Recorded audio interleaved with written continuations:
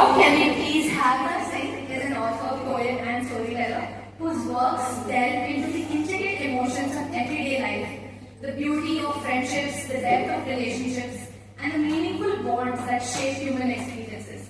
Her writing captures both the struggles and joys that define us, making her stories deeply relatable and heartfelt.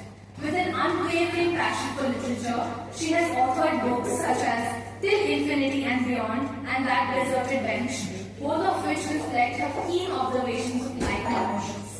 Beyond writing, Ankita is a dedicated IT professional working for a multinational corporation, skillfully balancing her corporate career with her creative pursuits.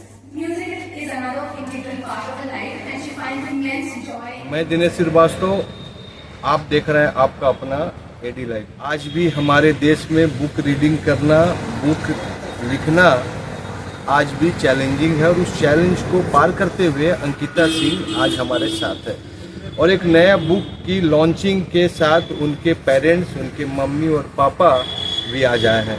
Ankita professional है, IT sector से किसी बड़ी company में काम करती है, multinational में, लेकिन उनके बाद भी वह समय निकाल के अगर बुक लॉन्च करती है तो यह बुक जमशेदपुर यानी हमारे व्यूवर भी इस बुक को जरूर पढ़े। तो अंकिता जी पहले बताइए कि बुक का हेडिंग क्या है? हेलो, बुक का हेडिंग है सिंडर्स एंड समिट्स और इसका मतलब है, सिंडर्स का मतलब है जलता हुआ कोयला या फिर एक जलती हुई लकड़ी जो सून राख बनने वाली है, और समिट्स का मतलब है कि किसी भी माउंटेन का सबसे हाईएस्ट पीक। तो और इसके बीच में एक रास्ता है जो बुक का कवर है। तो ये कैरेक्टर की जर्नी को बताता है कि कैसे एक इंसान अपनी लाइफ के लोएस्ट पॉइंट पे पहुंच जाता है, बहुत सारे हादसे होते हैं उसके साथ और वो बहुत लो फील करता है, और कैसे वो अपनी जर्नी में कभी विदाउट गिविंग अप।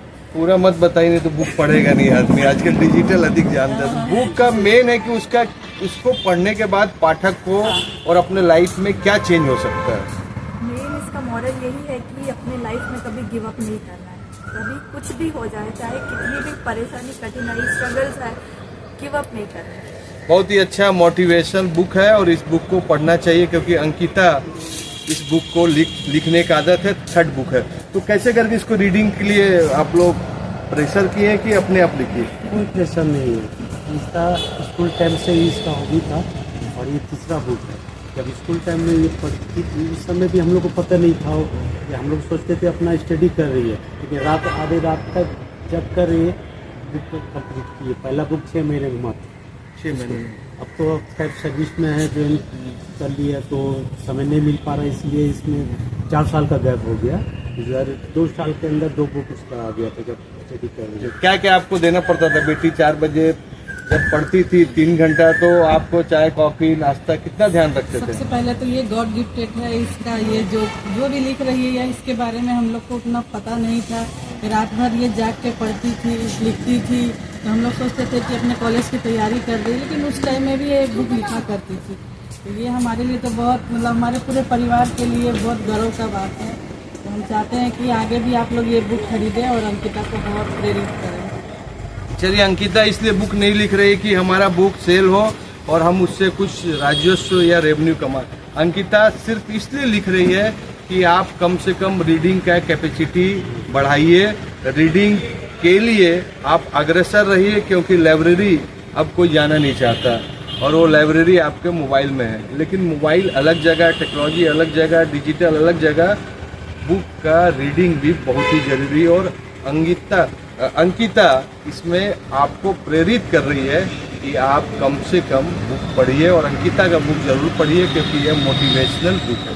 आइए इस अंकिता के साथ हम भी चलते हैं इस बुक लॉन्च में और जानने का कोशिश करेंगे कि यह बुक का फर्स्ट पेज कैसे बनाया गया है, क्या उसमें कंटेंट डाला गया है और इसके बारे में जानकारी प्राप्त करते हैं। एडी लाइव वीडियो को लाइक कीजिए, चैनल को सब्सक्राइब कीजिए। एडी लाइव को पूरी टीम को सभी को धन्यवाद।